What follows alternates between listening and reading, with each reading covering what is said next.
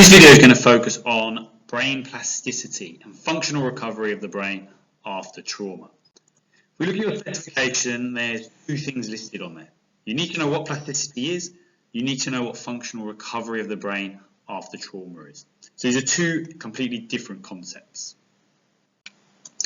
So we're going to look at the AO1 for this topic. So before we get started looking at what these things are, we're going to give you the key definitions you need to know. So brain plasticity refers to the brain's ability to modify its own structure and function as a result of our experiences. So the more things we do, the more things we learn, our brain is able to modify its own structure based on our experiences. Whereas functional recovery refers to the ability of the brain to really recover its own abilities and mental processes that usually get compromised as a result of brain injury. So after a stroke, it's looking at the ability of our brain to recover its own function. So plasticity really refers to the brain's tendency to be able to change and adapt, both functionally and physically. So your brain's neural networks will change as a result of experience and when we learn new things. So that's what plasticity refers to. When we're learning new things, the structure of our brain will change as a result of that experience. And just an interesting fact for you, that during infancy, there's a real rapid growth of the number of synaptic connections in a child's brain. And by the age of 2 or 3, they have about 15,000 different connections inside their brain, which is twice as many as there are in adult brain. And that's mainly because people are learning new things. If you think of a 2 or 3-year-old, they're learning to walk, they're learning to talk, they're learning how to interact with people, they're learning numbers, letters, all this information is going on in their brain. And their brains change as a result of that. They've got 15,000 different neural connections inside their brain, whereas adults might only have about 7,500. But what happens is as we get older, the less used connections, because we're going to learn things that we don't really need, they get deleted. And the ones we do need, the neural connections that we do need and do require to live, they get strengthened as we get older. And that's known as cognitive pruning. Our brain prunes off what information we don't need and keeps the information we do need. So there is research looking into plasticity, and Maguire in 2000 studied the brains of London taxi drivers. He did MRI scans on their brains. And he found that they had significantly more grey matter in a part of the brain called the hippocampus than a control group. Okay, and this part of the hippocampus is involved with things such as spatial and navigation skills. So they had far more grey matter in this particular area. And the grey matter is the parts with high neural connections in it. And I don't know if you'd know this, but London cab drivers, black cab drivers, have to pass a test called the knowledge. And this is a test which recalls their knowledge of every route in the city. So if you were to give them a road in London, they'd be able to get you there via a number of different routes. So it gives you all different possible routes, all different street names, different routes to get to particular areas. And it's thought that that experience and that knowledge that they have is what's changed the neural connections and increased the amount of grey matter in that part of their hippocampus. It's also noteworthy to mention that the longer they'd been doing the job, the more pronounced the structural differences were. So the longer they were a black cab driver for, the more grey matter they had in their hippocampus. So there's a positive correlation there. So you need to be able to link this to it. It shows us that our brain does change based on our experiences. The more new things that we learn, our brain creates new networks, creates new neural structures to help us retain that information. You might want to pick one of these methodological issues about Maguire when you're writing your essays on it. Okay, so the control group allows us to show that there was a significance between taxi drivers and others. So it does have a good design. There was a control group involved. And also we use scientific methods, so there was an MRI involved. It's highly scientific, it's going to be very accurate. And it was an attempt to study a real-world phenomenon. However, we can't be sure that the difference was down to the knowledge test and learning all those different routes, because we didn't test the cab drivers before they were cab drivers. So it could be that they became cab drivers because they already had that existing difference. They may have become a cabbie because they have more grey matter in their brain. Their spatial and navigational skills are far better than the average person's. So that is a potential weakness of the study. However, the positive correlation between experience and grey matter does make this far less likely. So this might be one that a few of you use to your parents when they tell you to stop playing video games. A very recent study done by Kuhn looked at video gaming, so trained up one group of people in video games versus a control group. And the video game group, they did video games for 2 months, 30 minutes a day of playing Super Mario. And what they found was that playing those video games increased the amount of grey matter within various parts of the brain. Remember, grey matter is where we have the most neural and synaptic connections. So new neural and synaptic connections were created in these particular areas. And it was all the areas that were associated with spatial navigation, strategic planning, our working memory. All those parts of the brain improved as a result of playing video games. So if your parents ever do sort of start to have a go at you for playing video games, you can always refer to this study to show them that you're just trying to improve the plasticity of your brain. So now we're going to have a look at functional recovery. And this is where, following some sort of trauma, such as a stroke, that unaffected areas might be able to adapt in order to compensate for the areas that are damaged. So we want to know what happens to our brains during this period of recovery. Someone's just suffered a stroke. How does their brain actually recover? Well, the brain is actually able to rewire and reorganize itself by forming new synaptic connections close to that area of damage. And we start to develop secondary neural pathways. So these are neural pathways that aren't typically used to carry out certain functions. And we're able to unmask them or unleash them to enable them to now take up a new role. So these secondary neural pathways are able to be created to allow our brain to do the job that has been lost because of the trauma. And there's certain structural changes that take place within our brain in order to let us experience functional recovery. So we get something called axon sprouting, and this is where new nerve endings grow and connect with undamaged areas. So we'll get new axons, new synaptic connections within our brain to help us recover. We also get more blood vessels there. Blood vessels are really important because they bring oxygen to our brain.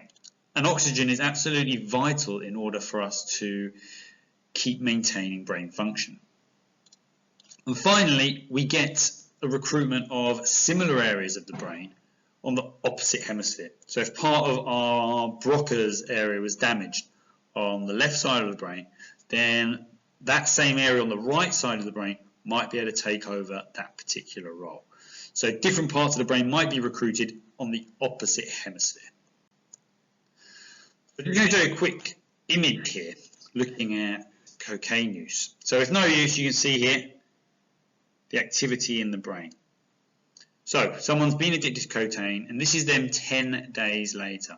You can clearly see the limited activity in the brain as a result of cocaine abuse. But after 100 days out of cocaine, our brain starts to show this functional recovery. Parts of the brain start to reappear on these PET scans. And it shows that the brain is able to recover parts of it after trauma. So after a trauma like severe cocaine abuse, your brain is able to now readapt.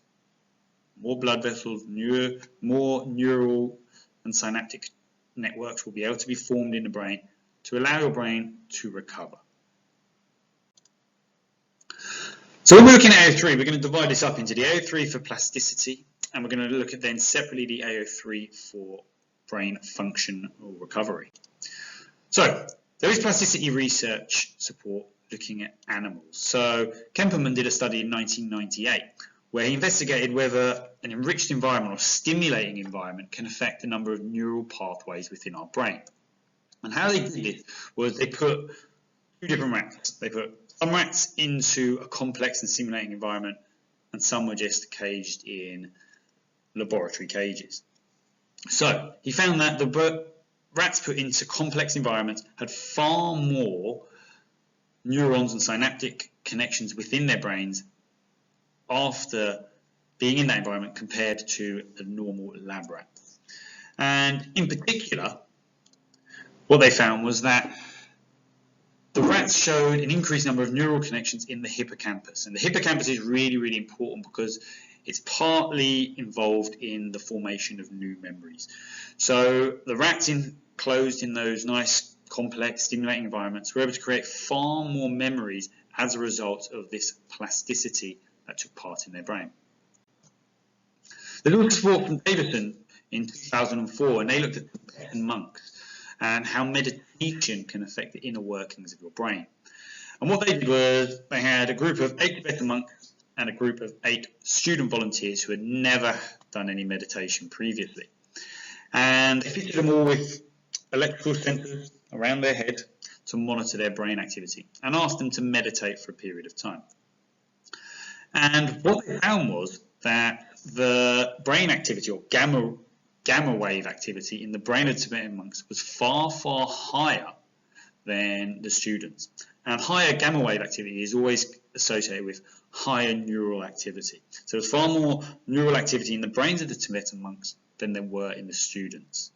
Okay, the students only showed a very slight increase in gamma wave activity when they were meditating. And they also found that it can have permanent changes on the brain. Meditation can have permanent changes on your brain, okay, on the plasticity of your brain. And this is the fact that even before they started meditating, the monks had far higher gamma wave activity in their brains than the students. So that was even before they started meditating, they had higher levels of neural activity than the students did. So there are practical implications to this research. As we get older, there's a natural decline in our cognitive functioning. So as we age, the number of neural connections in our brain will deteriorate, they will die off. And that's all linked to the natural process of aging. So what it's done is it's led researchers to start to look for ways to stop this decrease in brain functioning and potential ways to reverse the effect. So Boyk in 2008 did a very simple study. He looked at brain plasticity in 60-year-olds and he got them to learn a new skill. So he got them to learn how to juggle. And they found that there was increases in grey matter in their visual cortex. So doing the juggling practice improved a certain area of their brain. They were able to change the neural connections inside their brain as a result of learning a new skill. However, once they stopped practicing or learning how to juggle, those changes reversed and they went back to their normal levels of grey matter. So neural activity can be taught, but it can also be lost if you don't continue learning that new particular skill.